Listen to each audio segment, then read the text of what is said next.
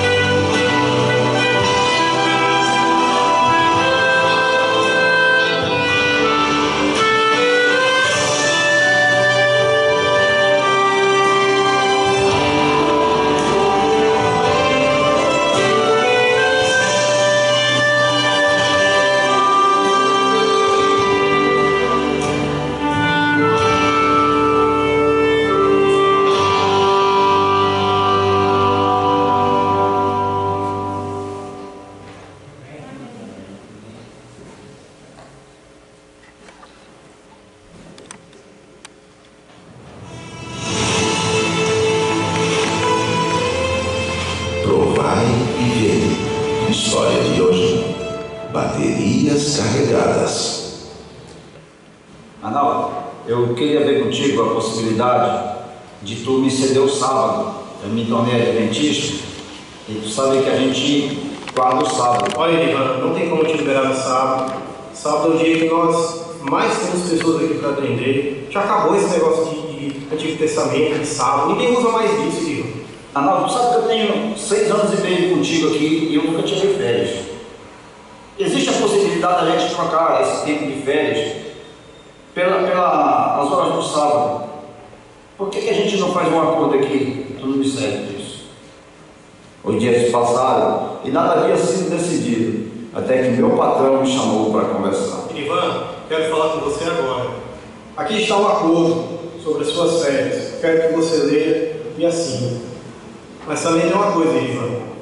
Quando eu precisar de você no sábado, você vai ter que vir. E eu não devo mais nada das tuas férias. Não, patrão. Mas não foi esse o nosso acordo. As férias nós marcaríamos pela liberdade do sábado. Se não tem como para você, já pensando nisso, está aqui a sua carta de demissão. Pode assinar. Mas só R$500? 6 anos e meio? Você acabou de assinar um documento abrindo mão das suas férias. Eu não lhe devo mais nada. O que posso fazer é os R$500 mais o Fusca. Eu aceitei tudo aquilo, confiando plenamente que Deus haveria de me socorrer. Com o dinheiro recebido, eu paguei algumas contas que devia, fiz uma compra de supermercado e procurei diminuir os problemas que estávamos passando. Eu, minha esposa Ana, que estava grávida, e meus 2 filhos. Eu precisava de um capital para investir no meu próprio negócio. Foi aí que eu dei uma boa arrumada no Fusca e o vendi. Com o dinheiro, eu montei uma pequena lojinha em sociedade com a minha tia e iniciei a empresa com 17 baterias. No primeiro mês, não vendi quase nada e eu passava dias e dias sem saber o que fazer. Mas o negócio foi se firmando a ponto de aumentarmos a loja e conseguimos um capital. Nessa época, o imóvel que nós alugávamos foi colocado à venda pelo proprietário e, por ser seu inquilino, tivemos a preferência para comprá-lo. O ponto era muito bom para o nosso ramo de negócio e eu não podia perder aquela oportunidade. Depois de juntar o que tínhamos em caixa, um empréstimo bancário, mais 2 empréstimos com parentes e a venda de um carro, ainda nos faltavam R$3.000. Não havia onde conseguir mais dinheiro. Naquele momento, um cliente entrou na loja e parecia estar muito interessado em comprar baterias para revender em sua cidade. Eu o atendi muito bem, como sempre fiz com meus clientes. A conversa avançou no sentido de ele levar uma boa quantidade de baterias e ainda me pagaria à vista. Quando somamos o valor total da compra, deu exatamente R$3.000. Assim que o cliente pagou e foi buscar o carro para levar as baterias, eu me ajoelhei e agradeci ao meu Deus por aquele milagre. Hoje, depois de muitos anos, a Castanhal Bateria é a principal casa de baterias da região. Depois de o adorarmos com nossos dízimos e ofertas e ainda ajudarmos na construção de uma igreja, nós investimos no negócio com sabedoria e sob orientação divina. Durante toda a minha vida, eu pude ver a mão de Deus guiando meus passos. Nos momentos difíceis, nos quais eu não via nenhuma saída, milagres aconteciam à minha frente. Por isso, eu tenho sido muito abençoado. Louvado seja o Senhor. Provai e veja. E agora, eu os convido para esse momento especial de adoração, através dos dízimos e das ofertas. Que Deus os abençoe. Eu medito sobre o tema fidelidade no que consta no livro Serviço, Conselho para a Escola Sabatina, capítulo 5, diz: quando todos nós formos fiéis em devolver a Deus o que lhe pertence em dízimos e ofertas, abrir-se-á o caminho para que o mundo ouça a mensagem para este tempo. Se o coração do povo de Deus se enchesse do amor de Cristo, se cada membro da igreja fosse inteiramente imbuído do espírito de sacrifício, se todos manifestassem completo fervor, não haveria falta de fundos para as missões nacionais e internacionais. Que assim possa ser o nosso sentimento também de participar, de contribuir para essa causa. Convido os diáconos a colocar-se em pé e vamos dirigir a Deus uma prece. Amado Deus e Pai que estás nos céus, santificado seja o teu nome. Neste momento, teremos a oportunidade de louvar a Ti através da devolução dos nossos dízimos e da doação das nossas ofertas. Queremos repetir, Senhor, que o Senhor possa dar sabedoria para aqueles que administram, fazer o melhor possível para o crescimento desta causa. Em nome de Jesus pedimos agora e sempre. Amém, Senhor. Amém.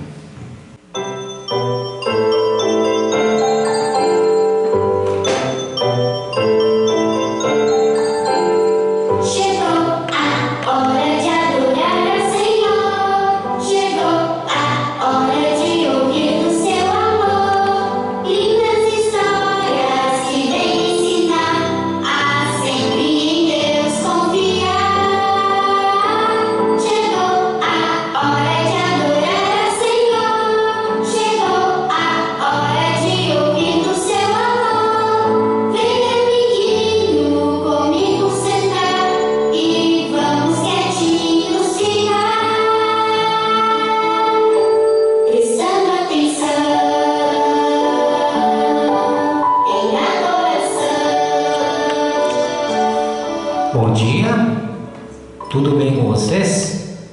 Que sábado hoje, né? Um pouquinho de frio, a gente teve que sair mais cedo da cama, mas estamos aqui na casa de Deus para adorar o seu nome, né? E nós vamos continuar contando a história, né? De Jacó e Esaú. Depois que Jacó fugiu de Esaú, ele queria conhecer a família da sua mãe.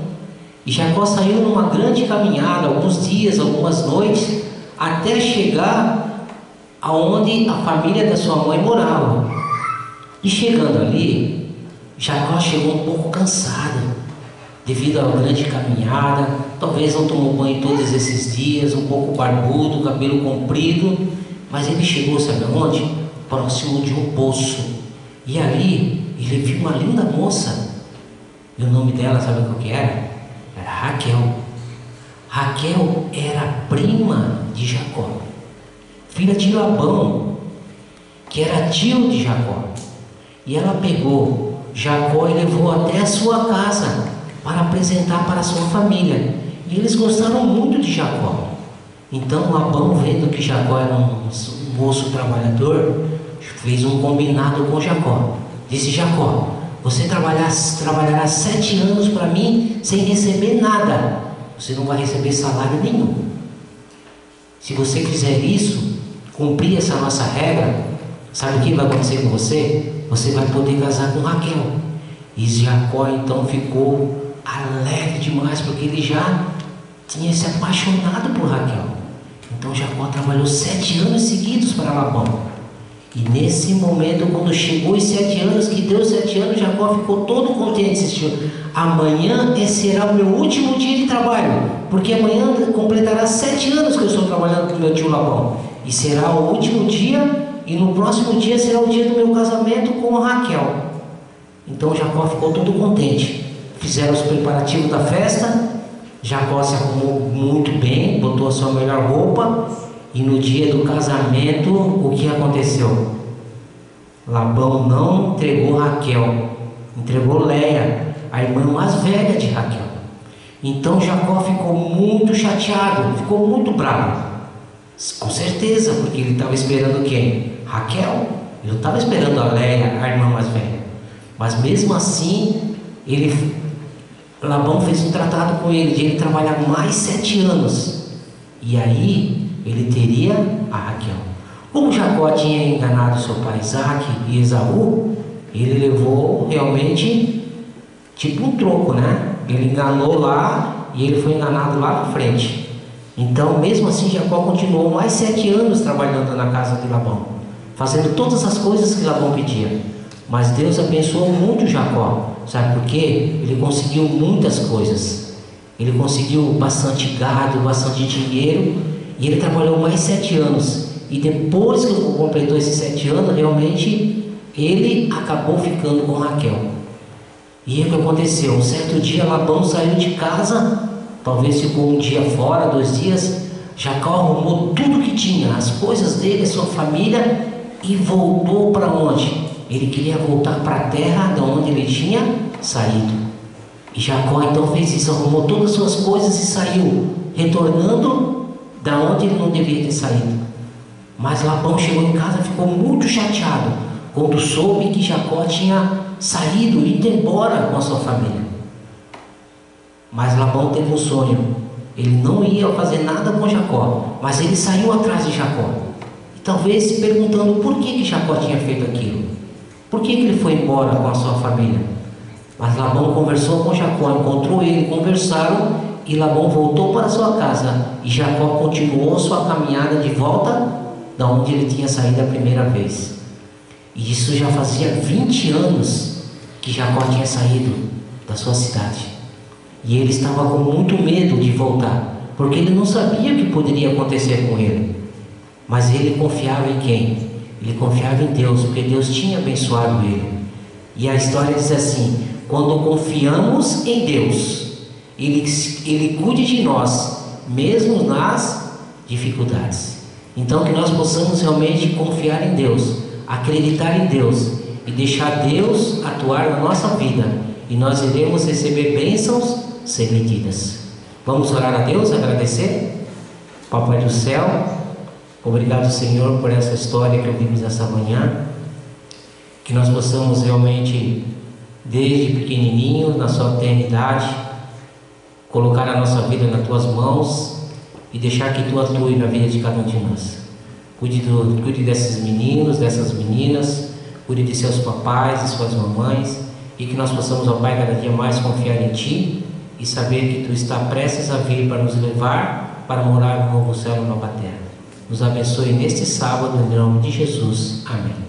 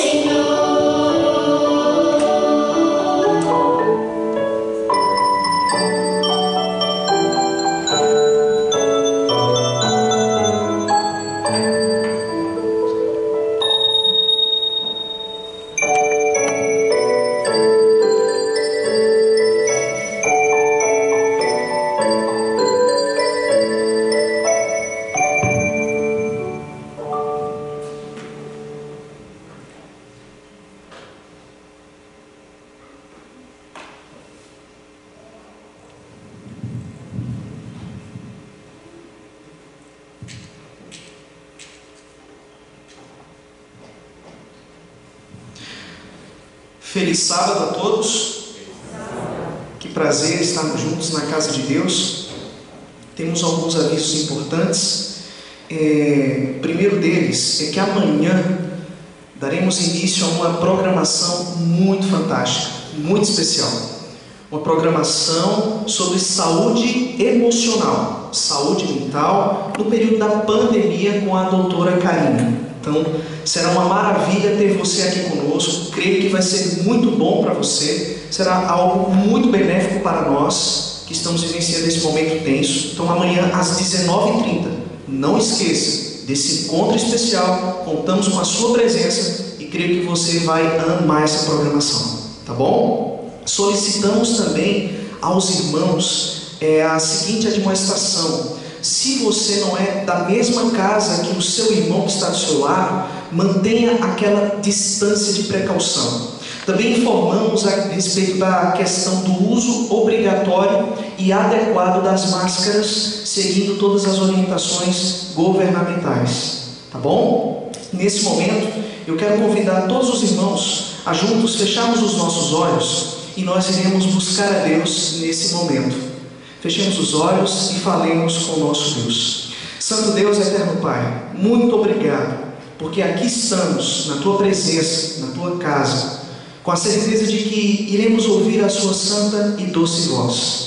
Por favor, Senhor, que possamos extrair grandes ensinamentos, conteúdos da Tua palavra, e que possamos, em nome de Jesus, plantar em nosso coração essas esperanças, essas promessas que o Senhor tem para cada um de nós. Oramos agradecidos em nome e por amor de Jesus.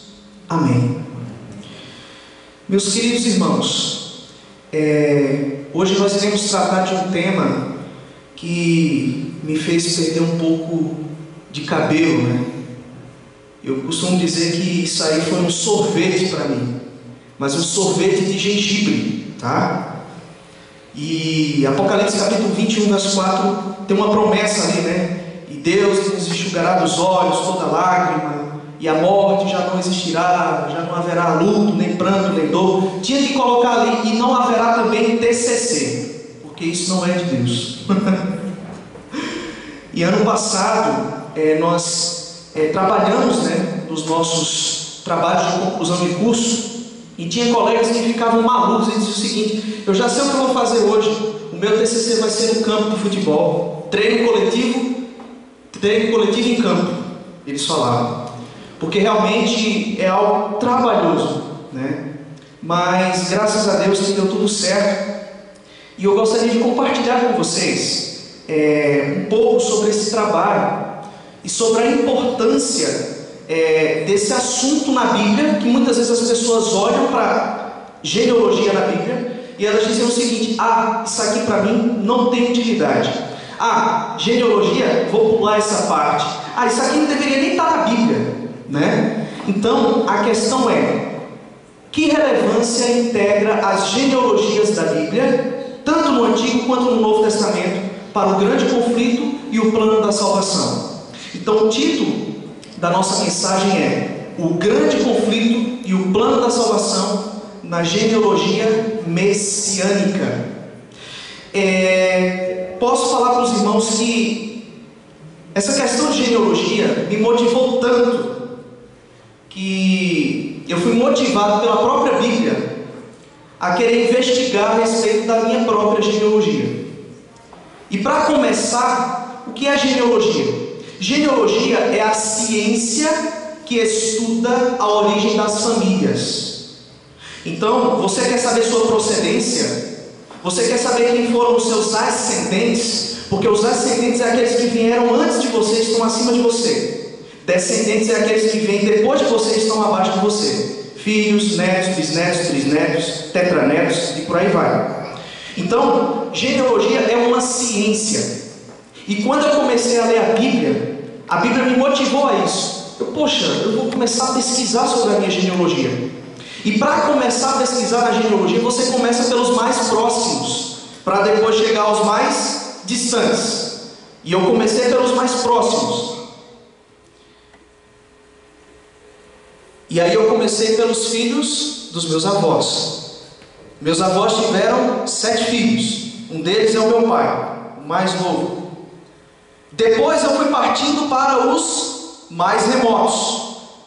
E em 2010 nós fundamos um centro de informações da nossa família.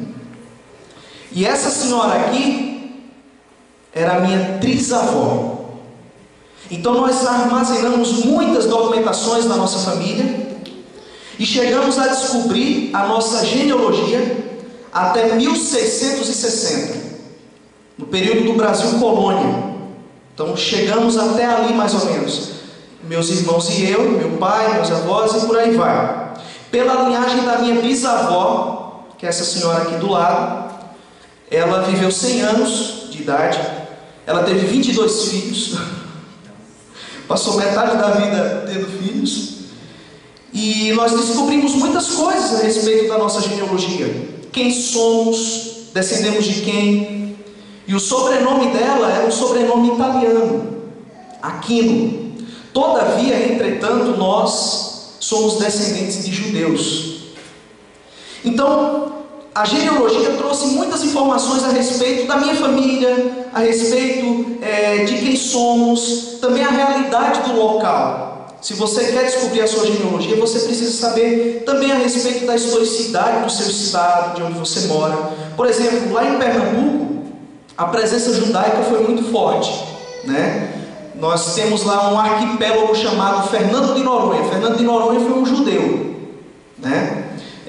Lá teve a presença de Branca Dias, que foi uma das matriarcas de Pernambuco, e ela também foi uma judia. Ela foi condenada na Inquisição, porque ela foi acusada de seguir o judaísmo. Então, em Pernambuco teve a presença muito forte de holandeses, que teve a invasão holandesa, e de judeus. Então, até saiu essa manchete: como 23 pernambucanos ajudaram a fundar Nova York, porque eles saíram de Recife e foram para Nova York no período ali que os portugueses chegaram. Muitos judeus foram perseguidos, expulsos.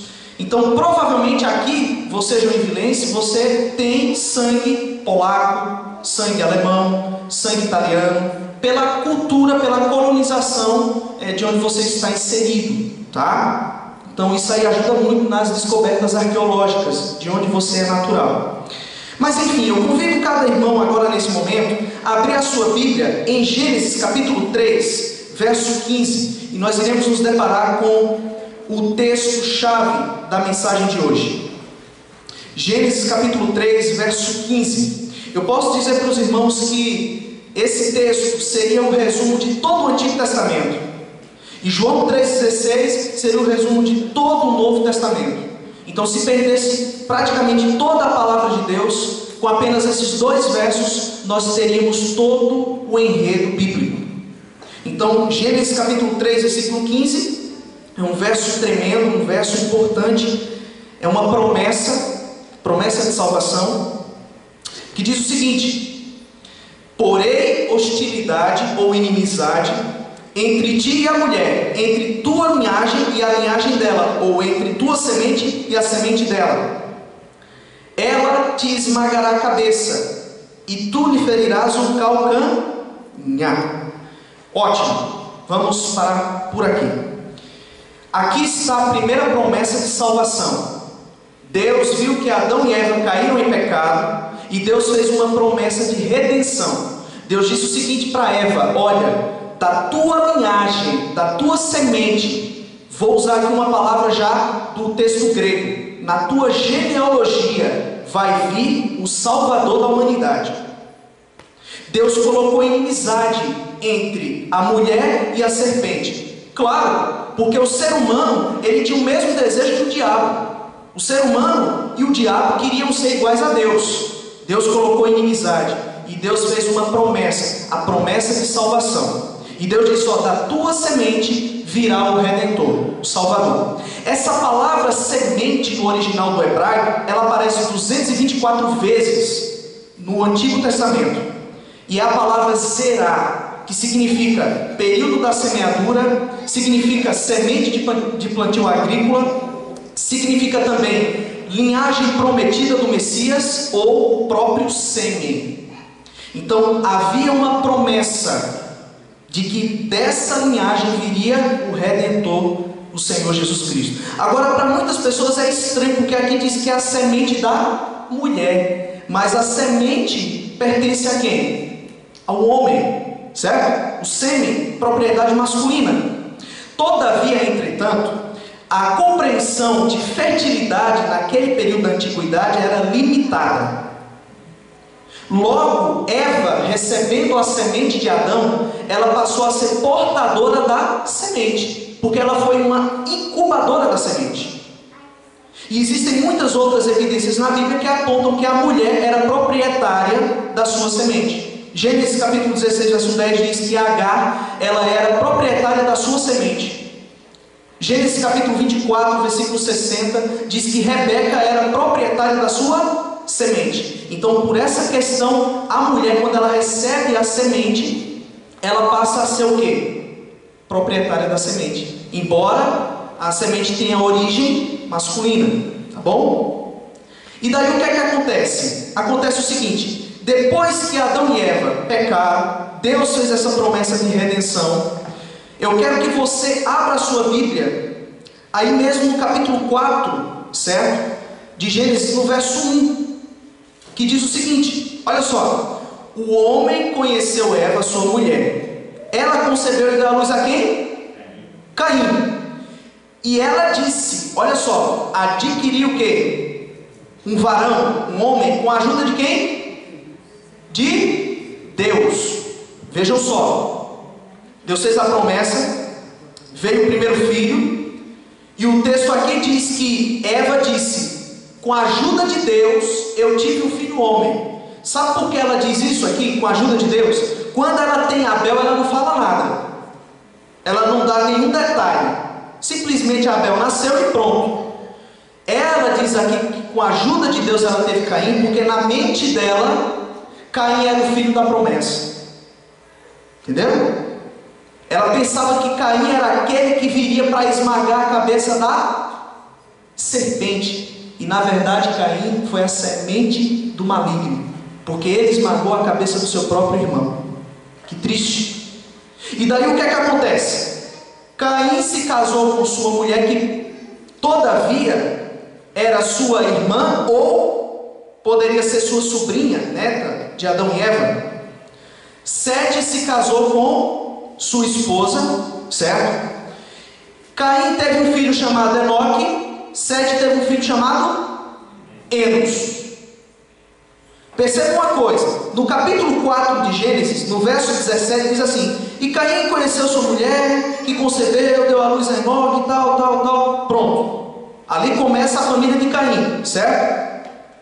Já quando você vai para o capítulo 5 de Gênesis, no verso 1 diz assim: eis o livro da descendência de Adão, né? E ali começa a dizer e tal, que Adão foi pai de Sete. E ali diz o seguinte, que Sete era muito parecido com Adão. Já tem uma diferença muito nítida entre Sete e Caim. Vamos entender que diferença é essa. A primeira, Caim, ele começa a sua genealogia como se ele não tivesse pai. Sete não, Sete é ligado a Adão, filho de Adão, muito parecido com Adão. E Adão era filho de quem? De Deus. Então, se Sete parecia com Adão, Adão era filho de Deus, Adão parecia com Deus, Sete era parecido com Deus, então a linhagem de Sete eram os filhos de Deus. E a linhagem de Caim eram os filhos da iniquidade, era o povo do pecado, o povo da maldade. E não é à toa que o filho de Caim, Enoque, que não é o Enoque que subiu para o céu, tá? A Bíblia não traz nenhum detalhe sobre ele. Mas já tratando do filho de Sete, Enos, a Bíblia traz uma grande informação, que por meio de Enos, toda a população passou a invocar o nome de Deus e adorar o nome de Deus. Então você vê uma diferença: semente de Deus, semente que não é de Deus, semente da mulher, semente do diabo, do maligno. Então Caim, ele foi essa semente, infelizmente desperdiçou essa oportunidade. Quando Adão foi expulso do jardim, Adão levava todos os seus descendentes e explicava: olha, a gente foi criado por Deus, morávamos aqui, desobedecemos a Deus, parará. Os descendentes de Sete ouviam, obedeciam, guardavam o sábado, por exemplo, e os descendentes de Caim não obedeciam, eles queriam fazer o que eles queriam. Inclusive o próprio Caim, ele quis oferecer um sacrifício a Deus conforme o que ele queria oferecer. Quando ele ofereceu aquelas frutas, ele estava negando a necessidade de um Redentor que iria derramar o seu sangue na cruz para salvar. Certo? E daí o que é que acontece? Quando Abel foi assassinado, veio Sete. A palavra Sete significa designado, destinado, escolhido para uma nobre missão. Essa missão era substituir Abel, que tinha sido morto pelo seu irmão. Por meio de Sete viria o quê? A promessa. Os missionários de Deus, tá? E daí o que é que acontece? Já indo para Gênesis capítulo 6, verso 2, ali vai dizer que os filhos de Deus se enamoraram das filhas dos homens, tá? Existem muitas interpretações hermenêuticas tratando desse texto, e tem pessoas que dizem que é até anjos caídos que se personificaram, né, ali assumindo forma humana para atrair os filhos dos homens. Então os filhos de Deus nessa visão, claro, são os anjos caídos. Todavia, isso não faz sentido. Quando se trata ali de filhos de Deus, se trata dos descendentes de Sete, os que faziam a vontade de Deus. E as filhas dos homens, as descendentes de quem? De Caim.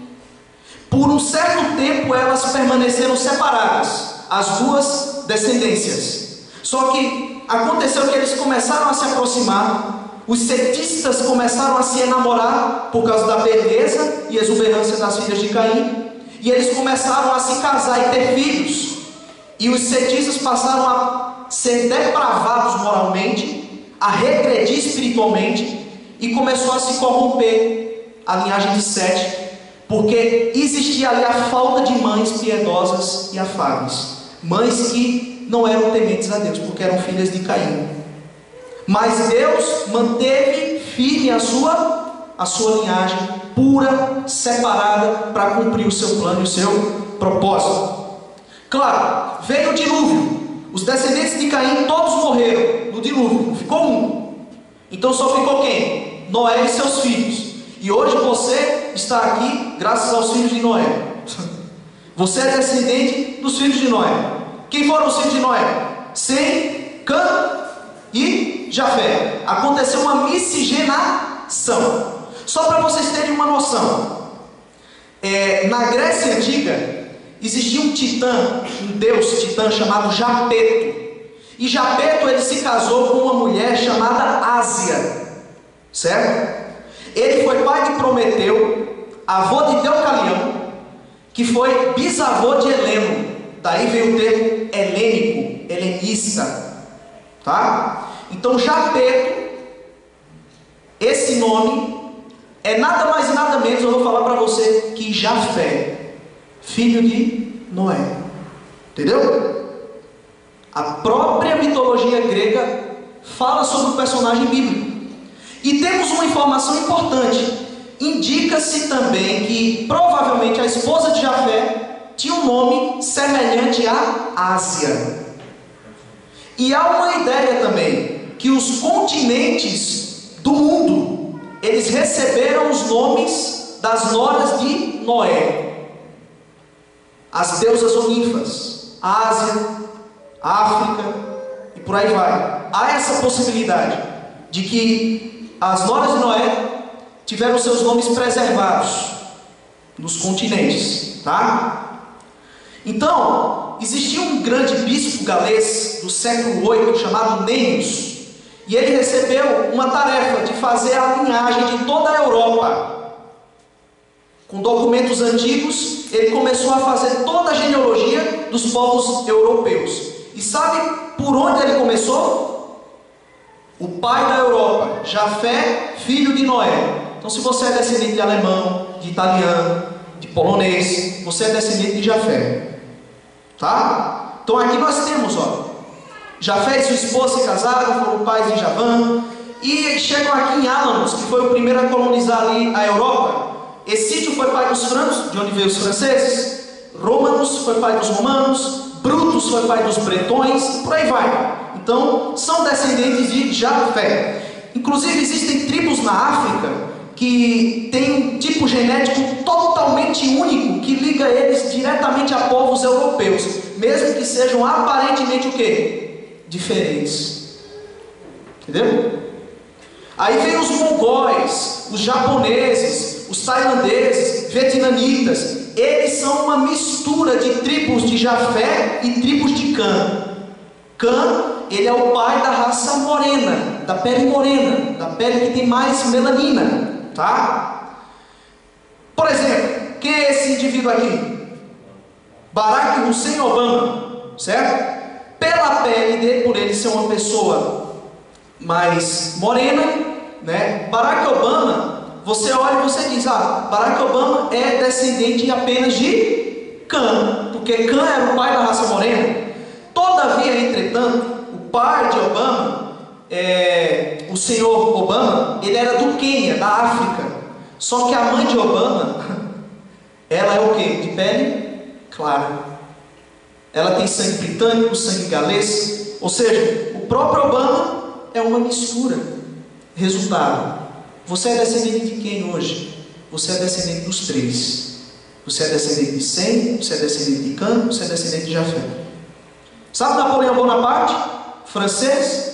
Ele tinha sangue de Cã. O tipo genético dele foi comprovado. Tinha uma grande semelhança com o tipo genético de Cã.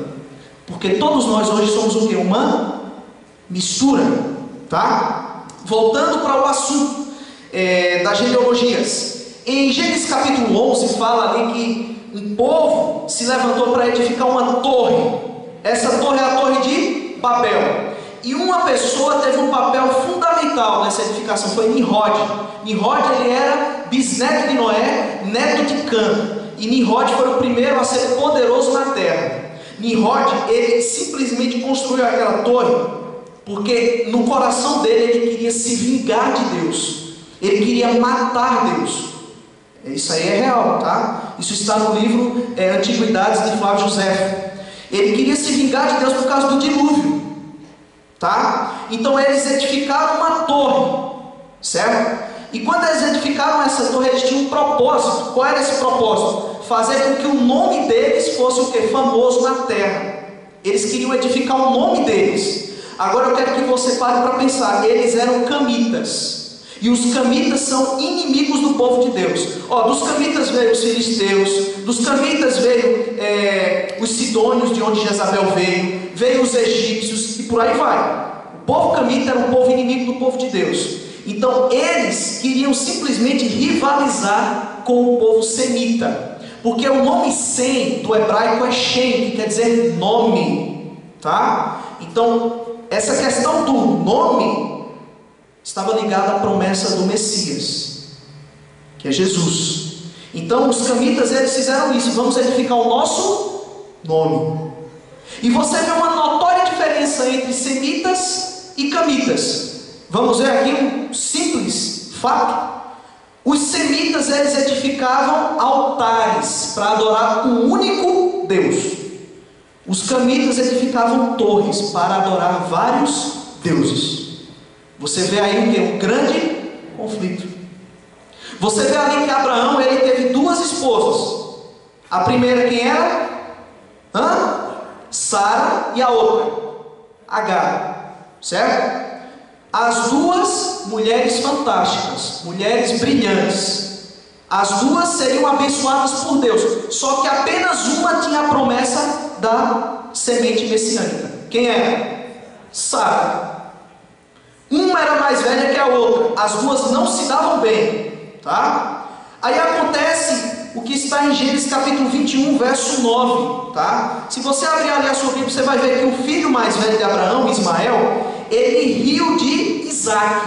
Aí você olha assim: poxa, Abraão foi muito mal, né, de ter mandado o filho mais velho embora só porque ele riu do irmão mais novo. Só que aquela palavra ali, rir, no hebraico, é metzachak, que quer dizer o seguinte: uma risada maligna, uma risada profana, uma risada canina. O interesse de Ismael era matar o seu irmão mais novo. Entendeu? Então, Ismael, ele estava sendo uma ameaça para o filho da promessa. Entendeu? Por isso que Abraão chegou e disse assim: ó, não dá, vai embora, né? Falou para a esposa: vai embora, para Agar, e leva o menino também. Malandro foi Abraão, né? Engravidou a escrava, mandou embora sem pagar pensão. E aconteceu isso. E daí foi por causa dessa situação que começou a grande rivalidade entre judeus e árabes.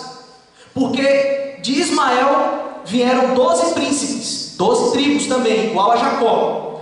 E dessas 12 tribos vieram os árabes, os sauditas, certo? O povo do Afeganistão. É tudo descendente de quem? De Ismael. E daí o que é que acontece? Até hoje eles são inimigos, por causa dessa briga que começou na cozinha de Sara.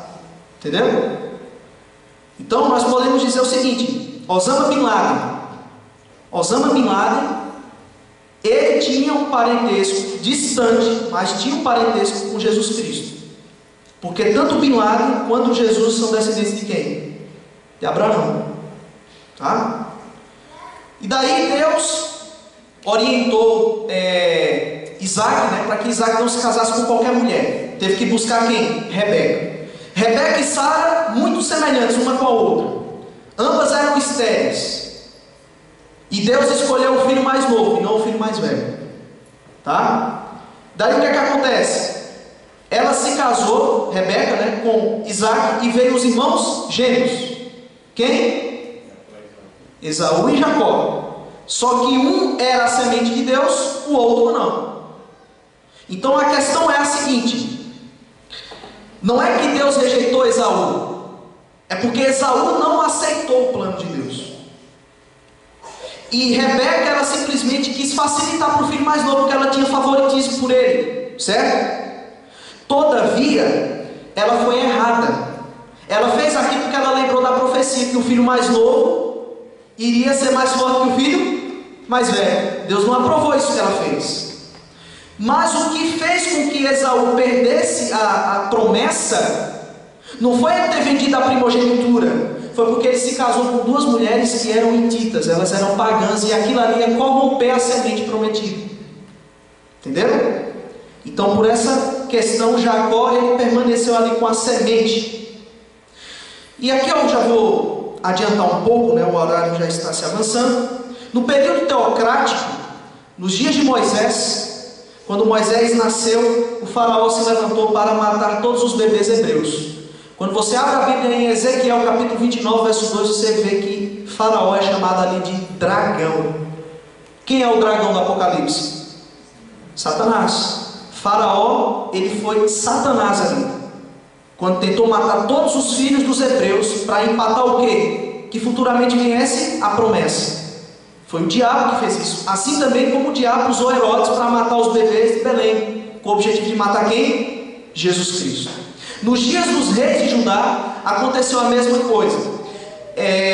O povo da dinastia de Orim, certo? Do reino do norte de Israel, fez uma aliança com o reino do sul da dinastia de Davi. Então, a filha de Acabe, Atalha, se casou com quem? Com Jeorão, filho de Josafá.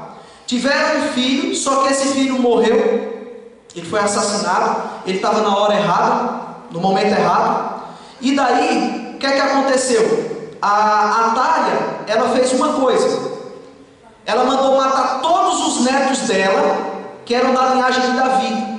E quando você abre a Bíblia ali em 2 Crônicas 22:10, a palavra que aparece ali, semente de Davi, é a palavra Zerá, a mesma lá de Gênesis 3,15. O objetivo era do diabo varrer a semente de Davi para que Jesus não viesse. Só que, da mesma forma que o diabo usou uma mulher para matar, certo? Os netos de Davi, Deus usou também uma mulher para salvar o bebê Joás e continuar ali o quê? A semente de Davi. Porque a promessa era a seguinte: não vai se apagar a luz da casa de Davi, daí virá o Messias. No período do exílio também, quando Mardoqueu ou Mordecai, ele estava ali junto com Esther, eles eram da tribo de Benjamim, e eles eram descendentes de Quis. Isso está lá em Esther. Você vê a genealogia de Mardoqueu. E existia um homem chamado Amã, filho de Amedata, o Agagita. Você sabe o que é Agagita? Agagita é Agag, o rei dos Amalequitas. E você vê que a história parece que está se repetindo, né? Porque Agag, ele entrou em guerra com quem? Com Saul, que era da tribo de Benjamim, descendente de Quis. Ou seja, Saul e Mordecai, eles eram parentes.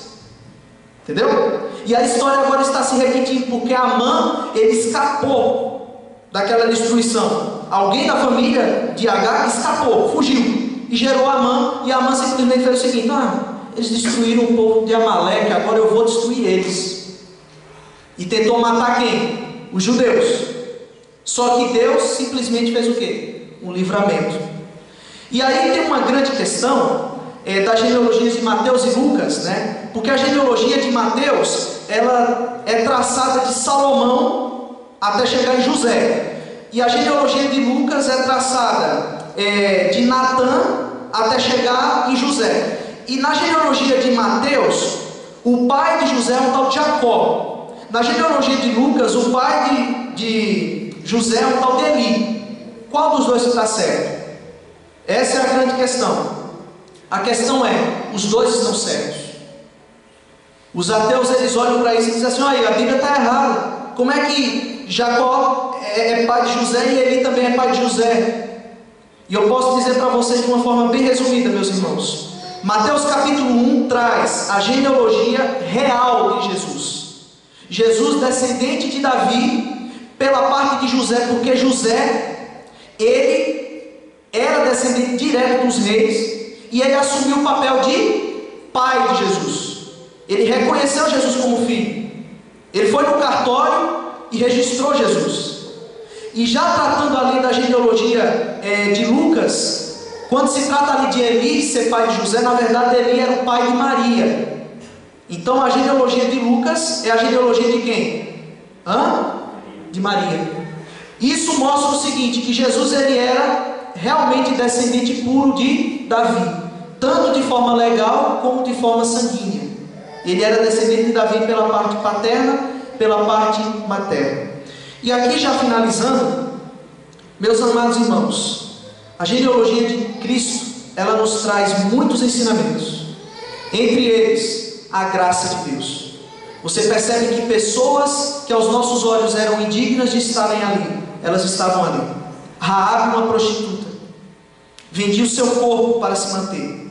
A graça de Deus alcançou Raabe. Você vê Ruth, moabita, a graça de Deus alcançou Ruth.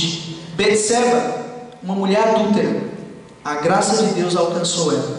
Essas mulheres todas, elas tinham nódoas morais, mas Jesus veio para morrer pelo seu povo, pelos pecados da humanidade, inclusive pelos pecados dos seus progenitores, incluindo até mesmo o rei Davi. Na genealogia você encontra a graça salvífica de Deus. Na genealogia você tira grandes lições existenciais. Você vê pessoas que morreram em idades diferentes umas das outras. Você percebe que a vida aqui na terra é passageira. Você analisando as genealogias, você percebe também que elas têm um propósito de trazer ali a questão da semente prometida da salvação. Você analisando a genealogia, você percebe também uma coisa muito importante. A graça de Deus tem permanecido até hoje, cuidando da raça humana. Não importa o tempo de pecado, não importa as coisas que acontecem aqui na terra, as calamidades, Deus sempre tem cuidado da humanidade. Então, meus amados, o próprio Jesus disse o seguinte: de tudo que procede da boca de Deus. Se as genealogias estão na Bíblia, elas têm um propósito. Deus não colocou aqui por colocar simplesmente. Então as genealogias, elas têm uma grande importância.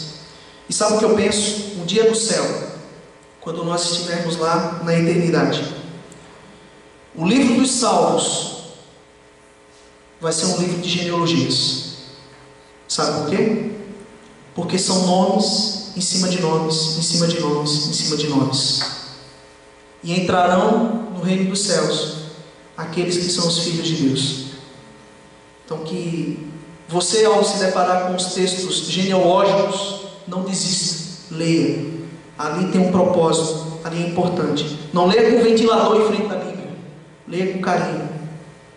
E Deus com certeza vai trazer grandes verdades para mim e para você. Vamos fazer uma oração nesse momento? Santo Deus, eterno Pai, Criador dos céus e da terra, te agradecemos pela vida, te agradecemos pelo teu cuidado, te agradecemos, Senhor, por tudo que o Senhor tem feito. Senhor Deus, tudo que existe nesse santo livro é inspirado por Ti, é a Tua palavra, e nós devemos, Senhor, entender que tudo que está aqui é importante para a nossa existência.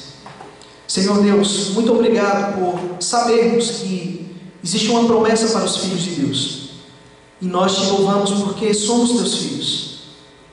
Que nós possamos ter, Senhor, essa clara convicção de que somos dessa semente. Que nós possamos agradecer, Senhor, pela vitória da semente salvífica.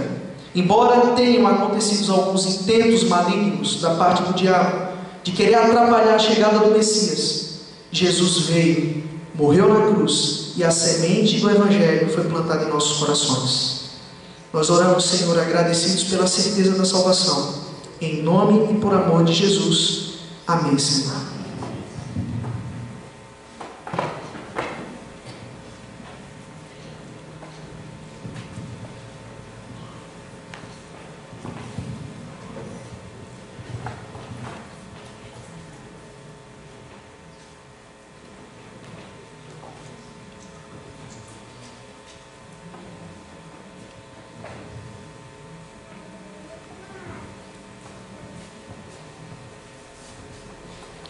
Continuando o louvor a nosso Deus, vamos cantar todos juntos o hino 158, Suave Espírito.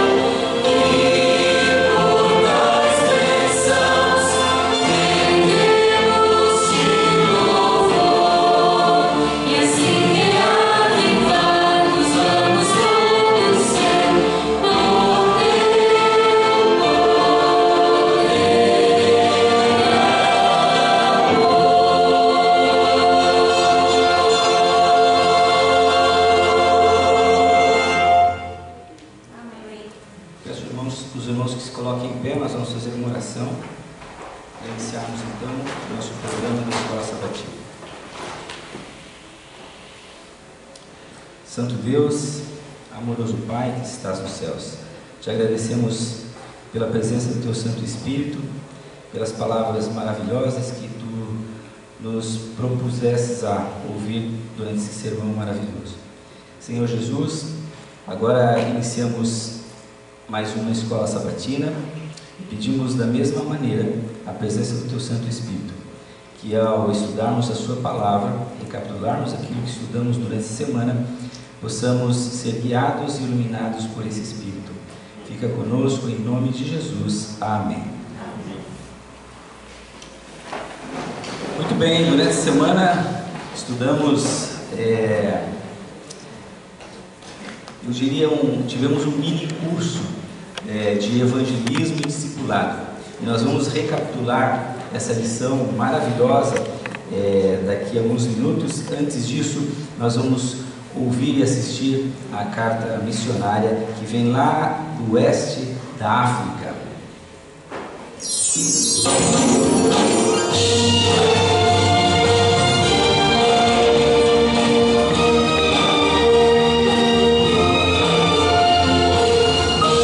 Informativo Mundial das Missões. A volta para casa. Na juventude, Alfonso fugiu da guerra civil da Libéria, embarcando em um trem para Guiné. Apesar de ter sido criado em uma família adventista, no novo país ele largou os princípios de Deus. Alfonso virou traficante, aplicava golpes e ainda lavava dinheiro. Entretanto, queria sempre mais dinheiro. Em busca de novas oportunidades, ele se mudou para o Senegal e lá também vendeu drogas, enganou as pessoas e lavou dinheiro.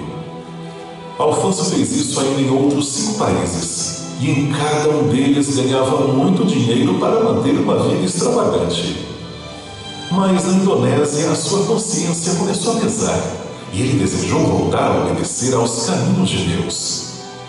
Então Alfonso largou sua vida de crimes, passou a trabalhar como jardineiro e encontrou uma igreja adventista para frequentar.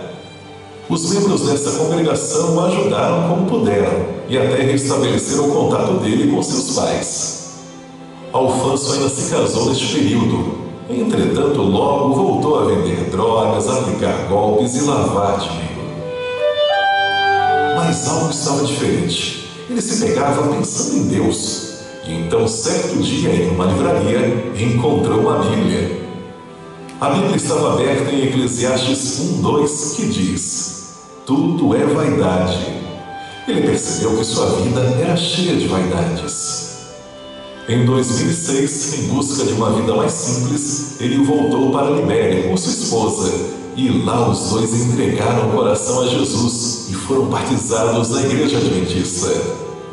Atualmente, Alfonso trabalha como madeireiro e sua esposa vende mantimentos em frente de casa em Buxanã. Alfonso ama compartilhar seu testemunho, mostrando que Deus perdoa a todos, basta aceitar a sua graça.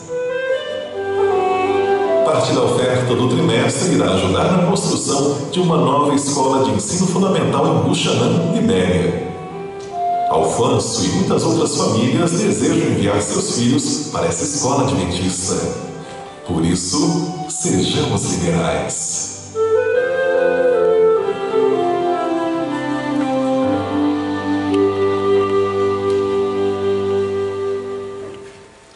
Durante essa semana, nós estudamos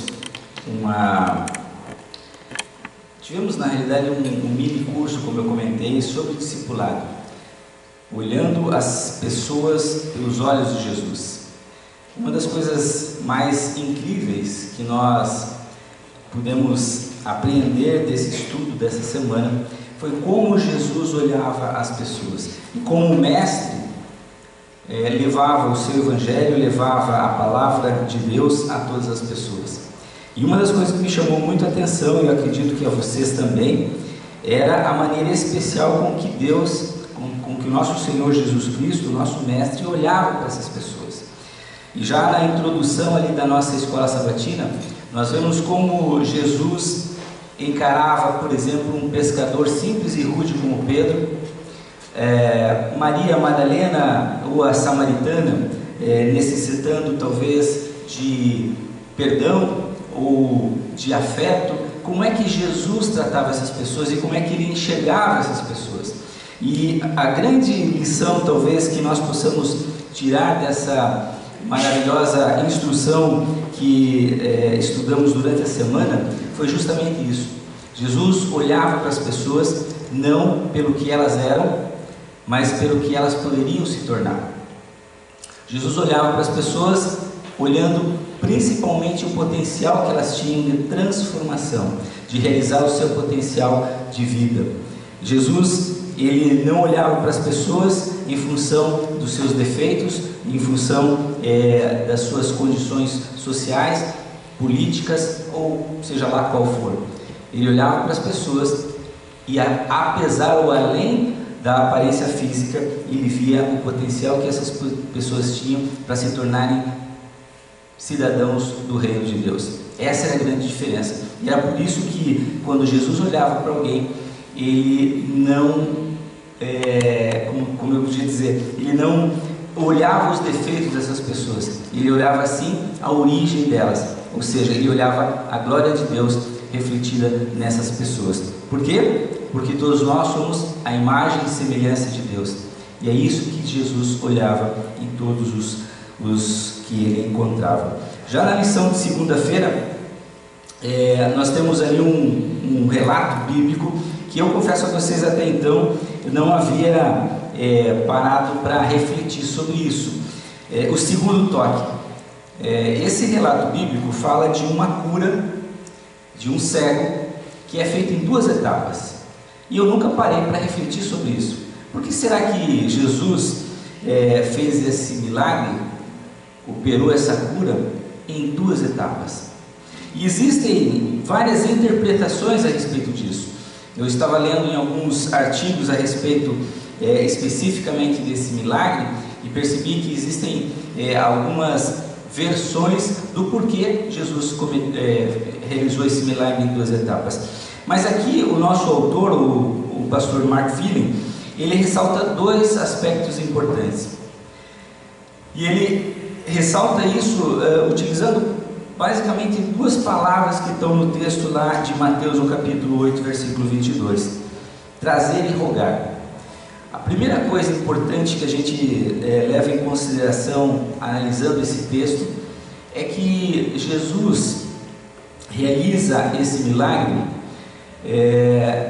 primeiro por pessoas que levaram o cego Bartimeu até Jesus. Ele não foi sozinho e talvez ele não tinha nem a fé necessária para fazer isso, mas ele teve a ajuda de algumas pessoas, de alguns amigos. E aí tem a primeira lição. Nós temos uma responsabilidade como discípulos no reino de Deus. Nós temos a responsabilidade de levar pessoas a Cristo, mesmo que essas pessoas talvez não tenham a fé necessária para reconhecer o poder de Deus. E foi o que aconteceu aqui nesse texto. O cego Bartimeu foi levado a Cristo. E o segundo ponto é que as pessoas que levaram esse cego a Cristo foram as pessoas que rogaram por ele, foram as pessoas que pediram por ele. Ou seja, além de nós levarmos pessoas a Cristo, é nossa responsabilidade também o ministério da intercessão. Essas pessoas intercederam pelo cego e Jesus faz esse milagre. Só que ele faz esse milagre em 2 etapas.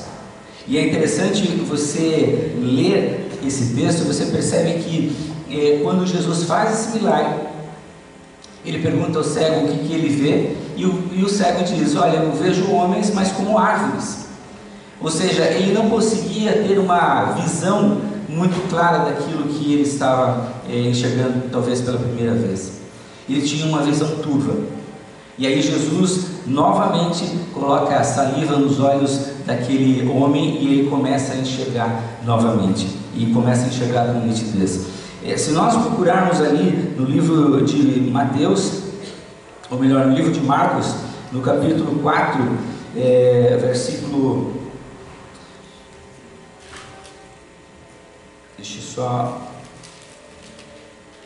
versículo 22, nós vemos ali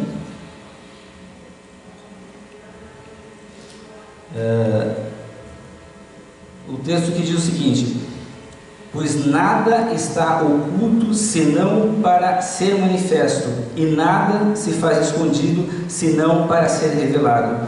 Se assim tem ouvidos, se alguém tem ouvidos para ouvir, que ouça.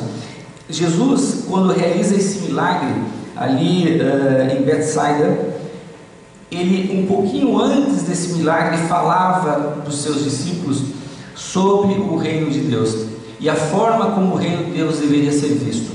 E ele faz uma crítica aos fariseus e a Herodes e os herodianos, porque eles viam o reino de Deus de uma forma talvez turva, míope. Eles não entenderam o reino de Deus, eles não entenderam qual era o propósito desse reino.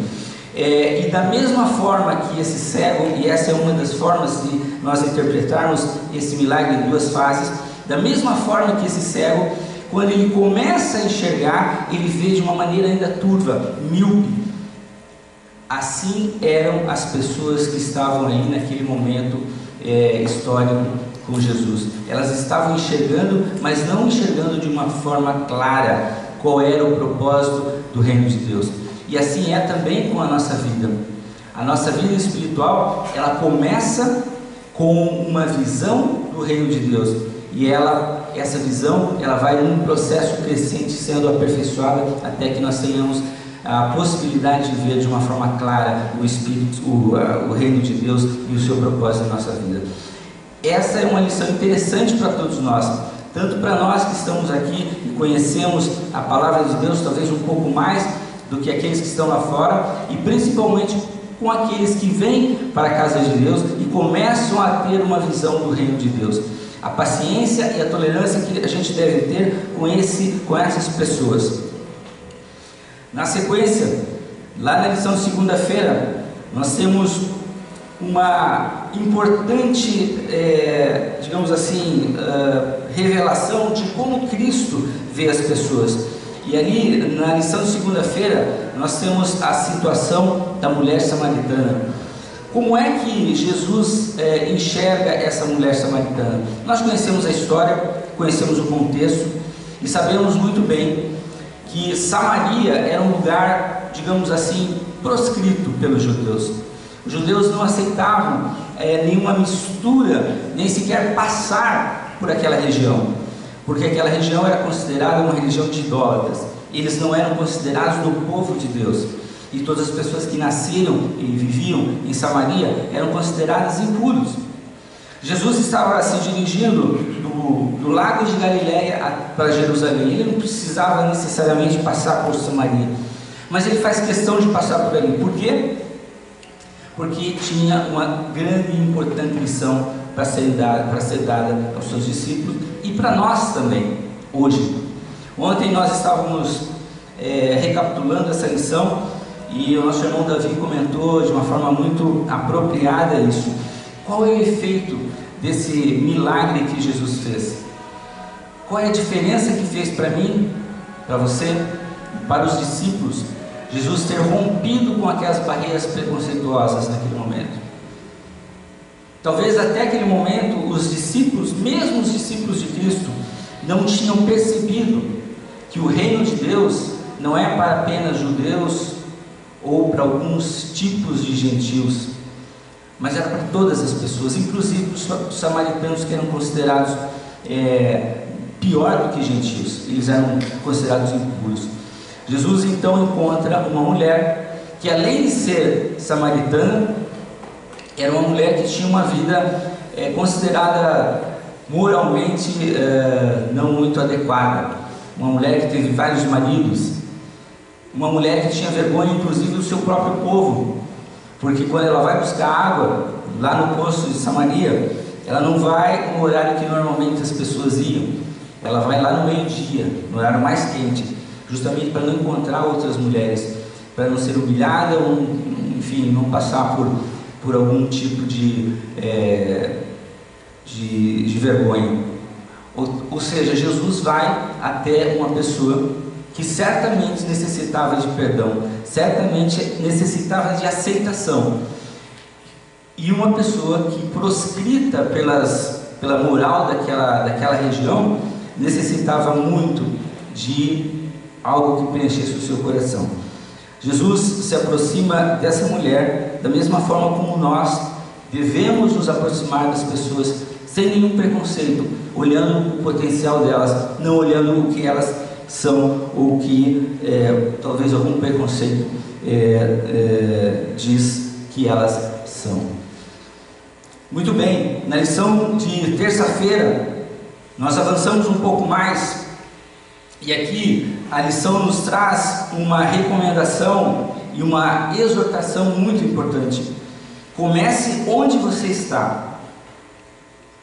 Comece onde você está. Muitas vezes nós somos levados a pensar que precisamos de uma ocasião especial, de um local especial para falarmos de Deus. Mas a lição de terça-feira nos mostra exatamente o contrário.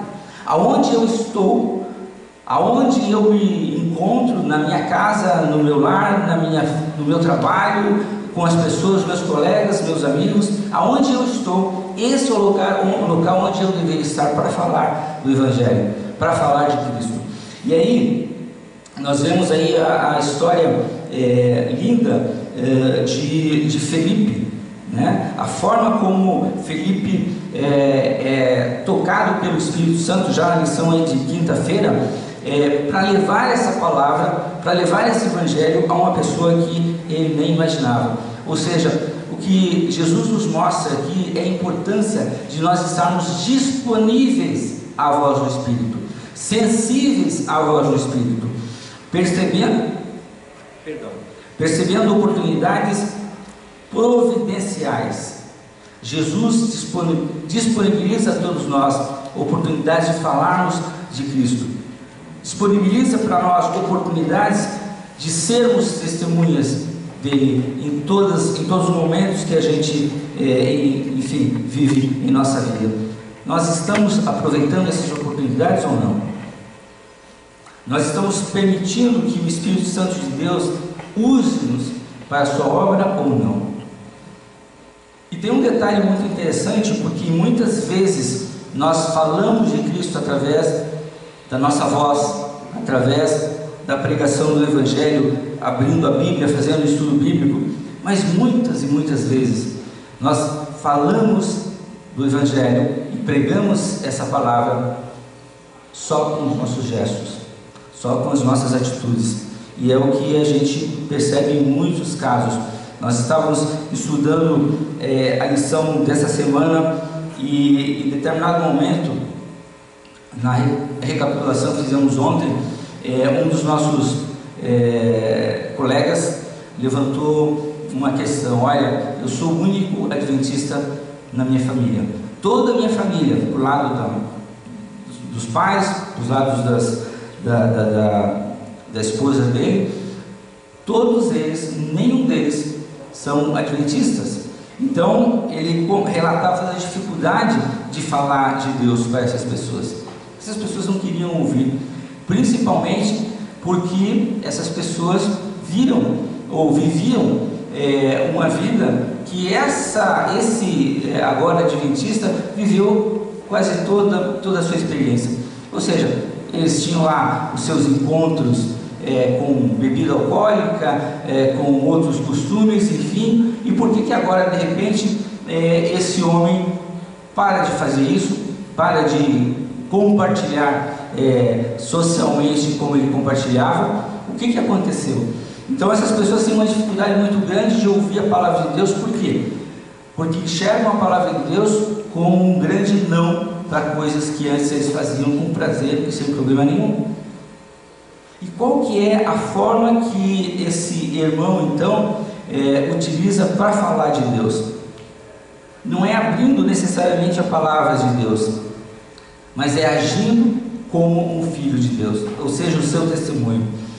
Na lição de quarta-feira, lidar com pessoas difíceis, o nosso autor, o pastor Mark Phillips, ele comenta que Jesus era um mestre em lidar com pessoas difíceis.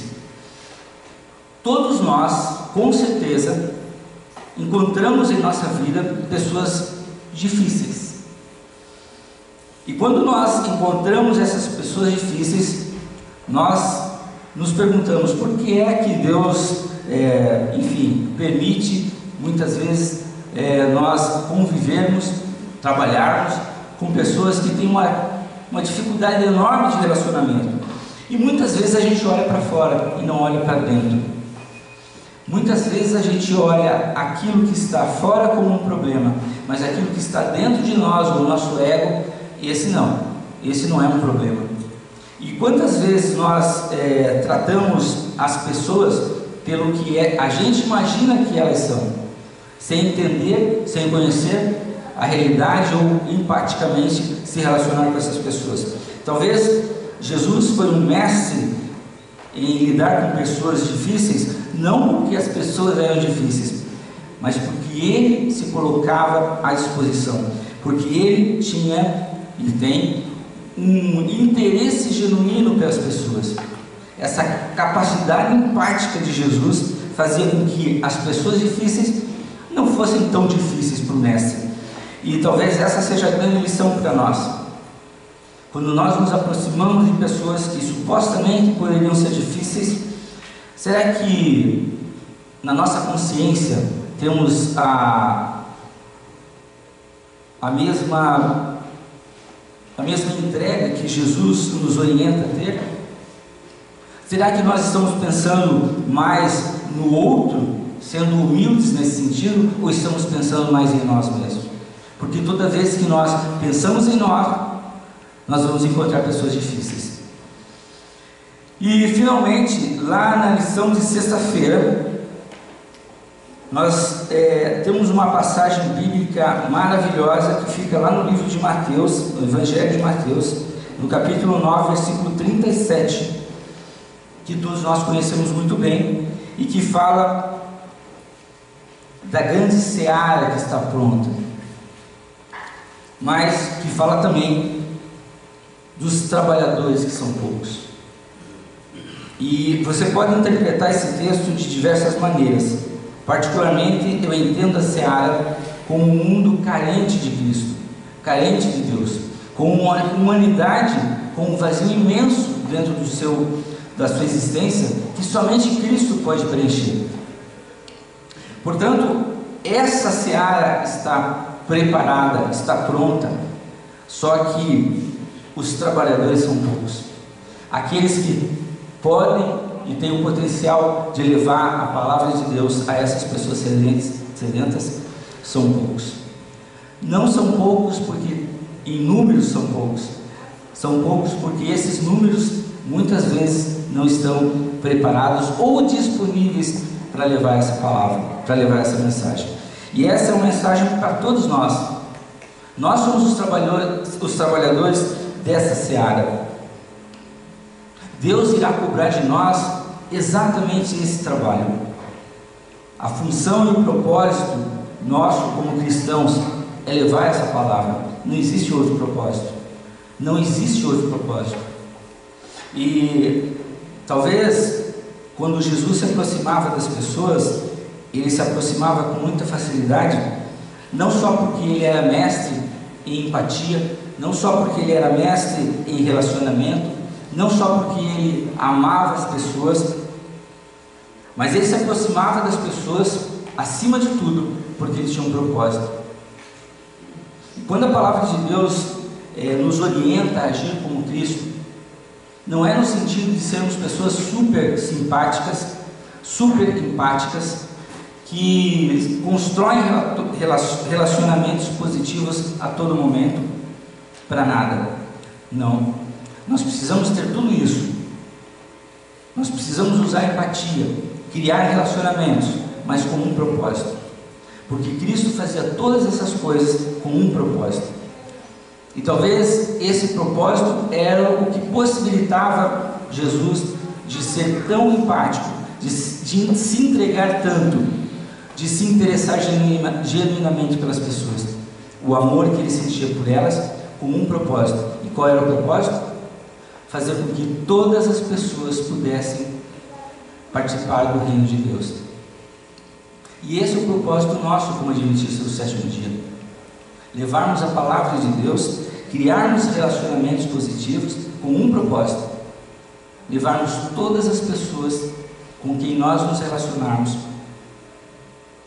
para próximo de Cristo, para o reino de Deus. Prepará-las para esse reino.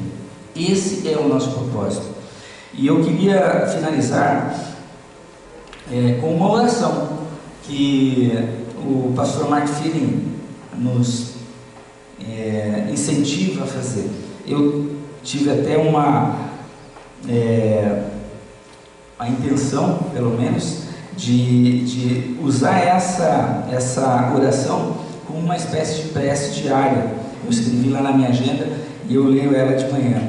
Eu acho linda essa oração e à medida que a gente vai entendendo o propósito de Deus para a nossa vida, o plano de Deus para cada um de nós, ela vai fazendo cada vez mais sentido. Assim como a luz para aquele cego, ela vai se tornando cada vez mais clara e mais nítida. E eu quero compartilhar essa oração aqui com os irmãos. Quem quiser acompanhar, está aí na lição de sexta-feira, no último parágrafo. Diz o seguinte: Senhor, estou disposto a ser usado para o avanço do seu reino.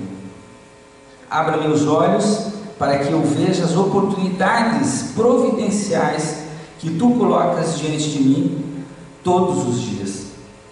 Ensina-me a ser sensível as pessoas ao meu redor.